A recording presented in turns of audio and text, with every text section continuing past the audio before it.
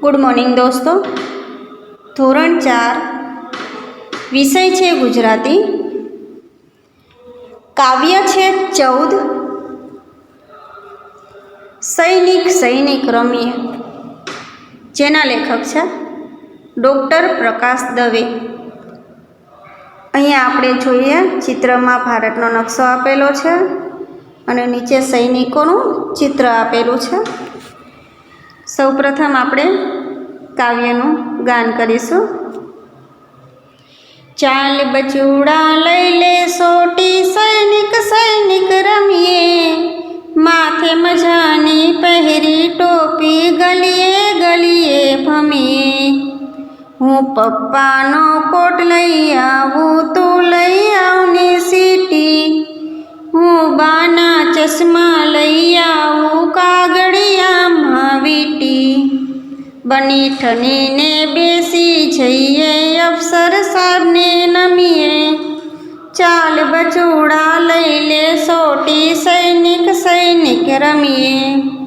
कोई नी होई जो दानत मेली अमे उगामीशु डंडो, देशभक्ति नु काम करीशु ऊंचो रहेशे झंडो। आजादीनी रक्षा करीने भारत माने गमीए, चाल बचूड़ा लई ले सोटी सैनिक सैनिक रमीए। अहींया आपणे एक बाळकनी वात कीधी छे के चाल बचूड़ा लई ले सोटी सैनिक सैनिक रमीए, माथे मजानी पहेरी टोपी गलिए गलिए भमीए। एम के एक बाळक पोताना मित्र बचूड़ाने कहे छे के चाल बचूड़ा सोटी हाथ में लई ले, आपणे सैनिक सैनिक रमीए। माथे सरस मजानी टोपी पहेरीने आपणे गलिए गलिए फरीए। हूँ पप्पानो कोट लई आवूं तू लई आवने सीटी, हूँ बाना चश्मा लई आवूं कागड़िया मां वीटी। शू कहे छे के हूँ पप्पानो कोट लई आवूं अने तू सीटी लई आव, हूँ बाना चश्मा पण लई आवूं कागड़िया मां वीटीने, कागड़ मां वीटीने बाना चश्मा पण लई आवूं। बनी ठनी ने बेसी जईए अफसर साहब ने नमीए, चाल बचूड़ा लई ले सोटी सैनिक सैनिक रमीए। शू कहे छे के सैनिकनो वेश पहेरीने आपणे व्यवस्थित रीते तैयार थई अने बेसी जईए अने अफसर साहब जे अमलदार साहेब होय ए आवे त्यारे एमने सलाम करीए के चाल बचूड़ा सोटी लई ले हाथ में आपणे सैनिक सैनिक रमीए। कोई नहीं होई जो दानत मेली अमे उगामीशु डंडो, देशभक्तिनु काम करीशु ऊंचो रहेशे झंडो। एम के कोईनी जो दानत खराब होय मेली होय एटले के खराब होय तो अमे दंडो उगामीशु, अमे सहन नहीं करी सके, अमे एने शिक्षा करीशु। आ रीते आपणे देशभक्तिनु काम करीशु तो आपणो झंडो हमेशा ऊंचो रहेशे एटले के लहरायशे। आजादीनी रक्षा करीने भारत माता ने गमीए, चाल बचूड़ा लई ले सोटी सैनिक सैनिक रमीए। एम के आपणे आजादीनु रक्षण करीशुं तो भारत माता ने गमता पण थईशुं, एटले चाल बचूड़ा सोटी लई ले आपणे सैनिक सैनिक रमीए। जो सरस मजानुं काव्य छे, नाना नाना छोकराओ एम के तू सोटी लई ले आपणे सैनिक सैनिक रमीए। त्यार पछी शब्द समजूती छे। बनी ठनीने एटले के व्यवस्थित तैयार थईने, अफसर साहब एटले के अमलदार साहेब, मेली दानत एटले खराब इच्छा, દંડો ઉગામીશું એટલે શિક્ષા કરીશું. રક્ષા એટલે રક્ષણ. ત્યાર પછી સ્વાધ્યાય આપેલું છે. નીચેના પ્રશ્નોના ઉત્તર લખો. આ પ્રશ્નો આપણે નોટમાં વ્યવસ્થિત પૂરા લખવાના છે. અહીંયા મેં ટૂંકમાં લખેલા છે, પણ હું તમને પૂરા પ્રશ્નના જવાબ લખાવીશ. પ્રશ્ન 1 છે, બચુડાને સોટી લઈ શું કરવાનું કહ્યું છે? જવાબ છે, બચુડાને સોટી લઈને સૈનિક રમવાનું કહ્યું છે. બીજો પ્રશ્ન છે, બની ઠણીને બેસીએ એટલે શું? જવાબ છે, બની ઠણીને બેસીએ એટલે સૈનિકનો વેશ પહેરીને વ્યવસ્થિત રીતે તૈયાર થઈને બેસી જઈએ. પ્રશ્ન 3 છે, તમારી શાળામાં રાષ્ટ્રધ્વજ ક્યારે ક્યારે ફરકાય છે?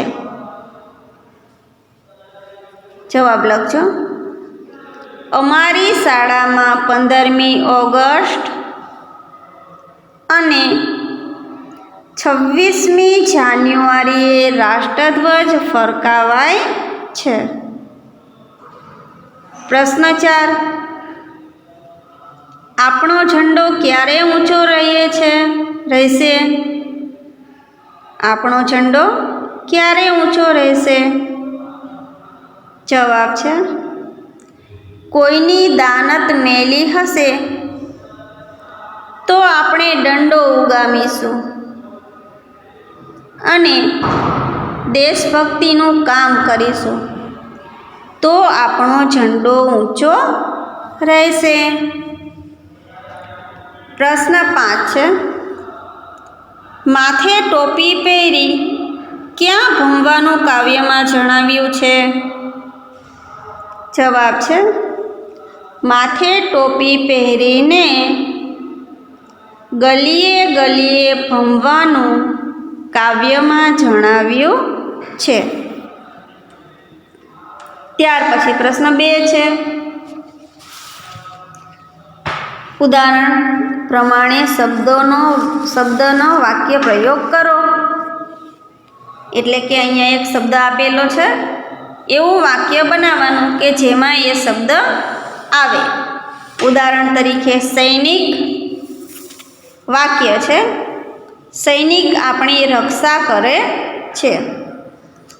એવી જ રીતે પેલું અફસર, એમાં વાક્ય આવશે, સૈનિક તેના અફસરને સલામ કરે છે. બીજું ટોપી વાક્ય બનશે,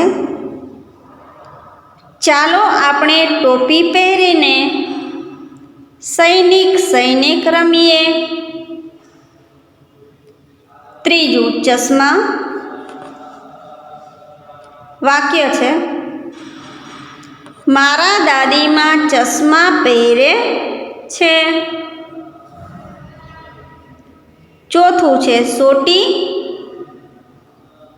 વાક્ય બનશે, ગામ લોકોએ ચોરને સોટી ફટકારી. ત્યાર પછી ઉદાહરણ મુજબ લખો.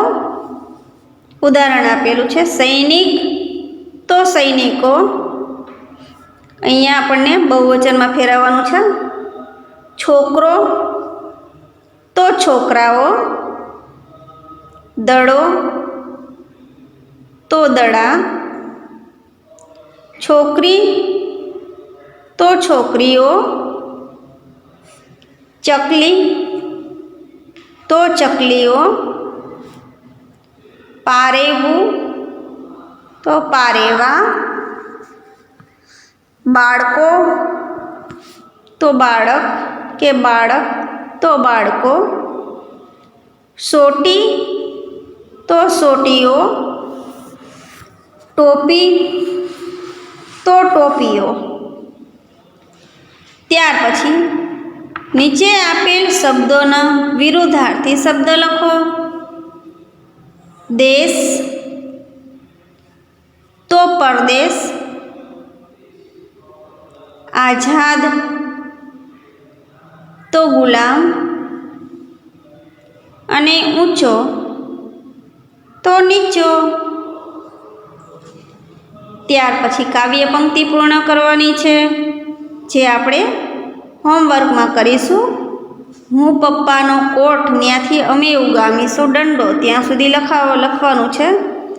શું આવશે કે હું પપ્પાનો કોટ લઈ આવું, તું લઈ આવને સીટી, હું બાના ચશ્મા લઈ આવું કાગળિયામાં વીંટી, બને ઠણીને બેસી જઈએ અફસર સાબને નમીએ, ચાલ બચુડા લઈ લે સોટી, સૈનિક સૈનિક રમીએ, કોઈની હોય જો દાનત મેલી, અમે ઉગામીશું દંડો. અહીંયા સુધી આપણે કાવ્ય લખવાનું છે. સારા અક્ષરે વ્યવસ્થિત, એક પણ ભૂલ વગર, અલ્પવિરામ અને પૂર્ણવિરામ સાથે વ્યવસ્થિત લખશો.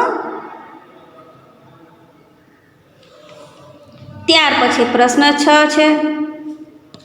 નીચેના વાક્યોને યોગ્ય ક્રમમાં ગોઠવો. અહીંયા આપણને વાક્યો આપેલા છે, જે આપણે વ્યવસ્થિત ગોઠવી અને લખવાના છે. વાક્ય આડું અવળું છે. ઉદાહરણ આપણને આપેલું છે. આવું ચશ્મા હું બાના લઈ, તો નીચે સુધારેલું વાક્ય આપેલું છે આપણને કે હું બાના ચશ્મા લઈ આવું. એમાં પેલું છે પપ્પાનો આવું હું કોટ લઈ, તો વાક્ય આવશે હું પપ્પાનો કોટ લઈ આવું. ત્યાર પછી બીજું છે પહેરી મજાની ટોપી માથે, એમાં આવશે માથે મજાની ટોપી પહેરી.